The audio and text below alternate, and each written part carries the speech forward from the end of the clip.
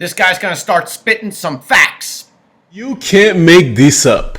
So, Congress has paid over $17 million in hush money for sexual misconduct inside of the offices in these buildings. What? And what's more is that was taxpayer money, right? The allegation is that President Trump paid $130,000 of his own money. But here in Congress, there may be some on this dais. I mean, I'm for turning loose all of these records. Who in here has had the taxpayer pay for their sexual misconduct charges the hush money? I bet there's some over there. There may be some over here. I don't know, but I do know it's taxpayer money, and I do know not a single penny of it has been turned in as a campaign finance expense. Is the FEC going to investigate the $17 million that the Congress has paid to settle, behind closed doors these sexual misconduct allegations?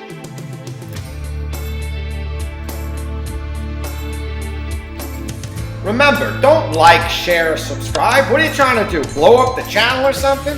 I got enough on my plate. So let me make sure I got all of that straight, which was, we know that Trump paid for her to stay quiet, which she didn't. She signed an NDA, which she did not shut up. And we know he was just paying to keep her quiet. He was trying not to embarrass himself. He didn't want it to come out. Okay, but obviously it is out. And it wasn't a bookkeeping error. Even if it was a bookkeeping error, it didn't rise to the level that the guy had to get indicted. Okay, it's just more lawfare.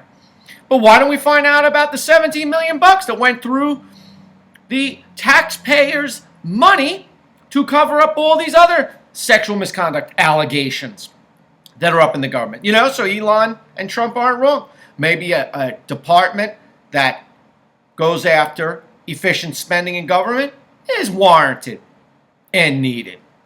Let's look at another little short. Let's get busy.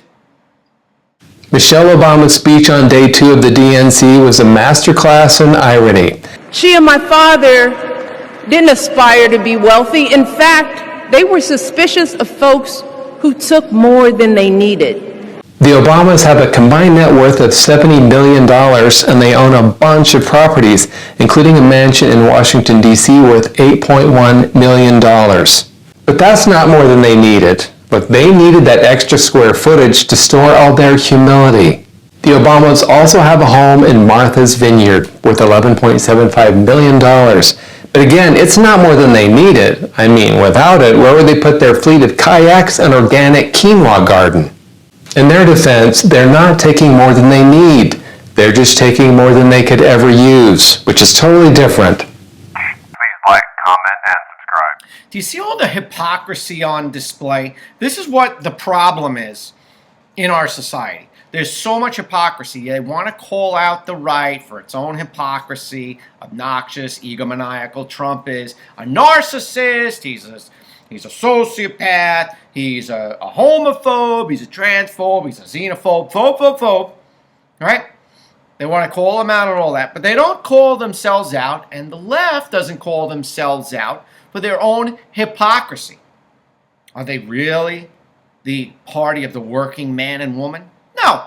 They're all elitists, funded by big corporations, supported by celebrities, people that can't possibly understand what it's like to have to try to work paycheck to paycheck, have to struggle to pay for the credit card, the mortgage, the pump, go to the grocery store and pay more than 20, 30, 40% for goods, services, things that we need on the everyday. They can't possibly understand.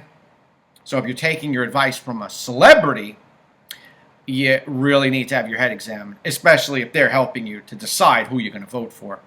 But let's see how that went with Tim Walz, for example. Let the hypocrisy continue. She simply has said it doesn't have to be this way. We can't afford 4 more years of this.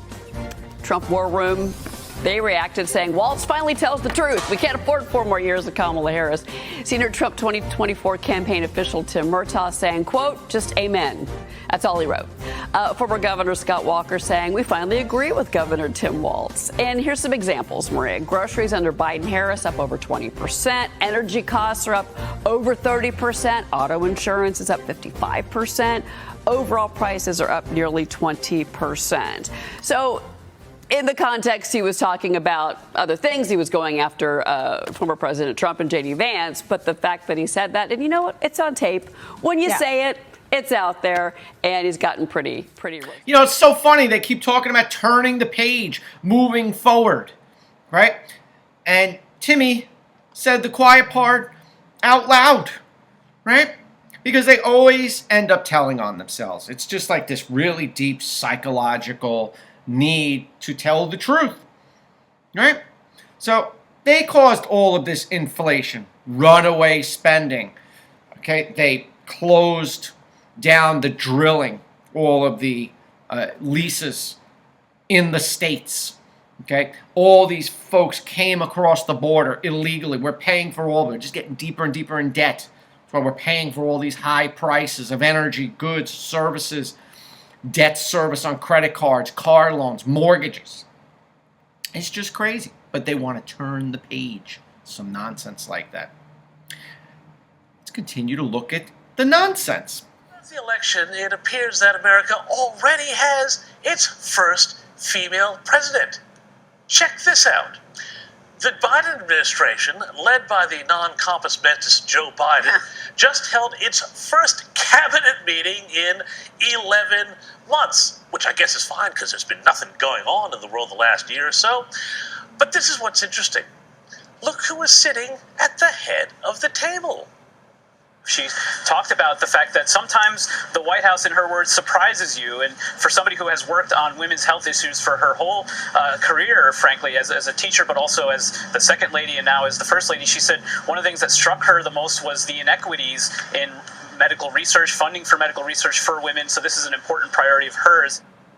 Yes, that's right. It was Jill, or rather, Dr. Jill Biden to you. Watch here as the co-president Joe kicked off the meeting and everyone clapped. Well, almost everyone.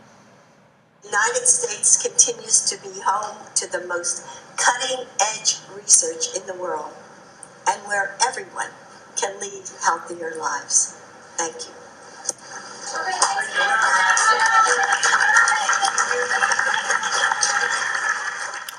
Poor Joe.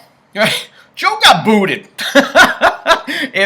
If I was Trump when I was there with him on 9/11, I would just like put my arm around him or put my hand on his shoulder and go, Joe, I'm so sorry for everything that happened to you. You got 14 million votes and they just threw you out of the nomination. One day you're sitting there and you're saying, I am not getting out. God himself would have to come down and tell me you need to get out. Well, evidently that must have happened. So he must have spoke to God to get out. He can't even run his own cabinet meetings anymore. Since when did Jill jump into the cabinet? Since when did any first lady start talking there? She's not part of the government administration. It's just gotten so bad for Joey. My goodness. Why don't we look at something just a little bit lighthearted and funny to finish things up today? This squirrel deserves an Oscar as she is a great actor. She created a perfect filmy scene. When she was passing by a cleaning brush, she bumped into it and brush fell to the ground. The owner was watching and said something. The squirrel paused for a moment, turned back, and then in a dramatic move, lay down on the ground. Just like a human, she placed the brush handle on her body, as if it had directly fallen on her, just like a scene from a movie. She held this dramatic pose for at least 2 minutes. If her moves amazed you, subscribe for more. That is good quality evidence that the rope-a-dope and faking an injury is not just indigenous to human beings.